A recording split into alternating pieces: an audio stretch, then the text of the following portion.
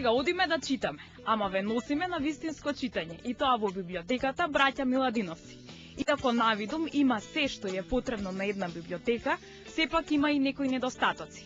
А кој ќе ни каже директорот Филип? Ја мислам дека градската библиотека треба да добие нов лик во смисол што досега не беше препознатлива како градска институција.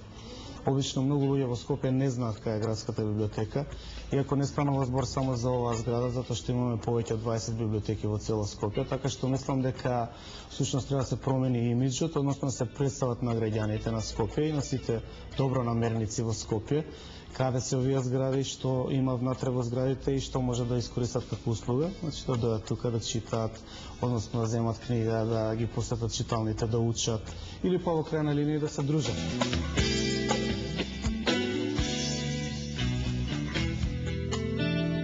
Библиотеката е поделена на неколку делови, а најинтересен е овој. Ова е вака едно интересно каче, интересен дел од библиотеката.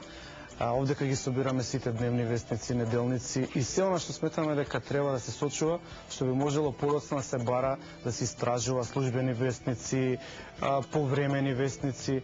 И вака, овде кај имаме доста стари вестници и многу често доаѓаат луѓе, граѓани од Скопје да си барат нешто што им треба, кога истражуваат за книги, кога истражуваат за некои лични потреби.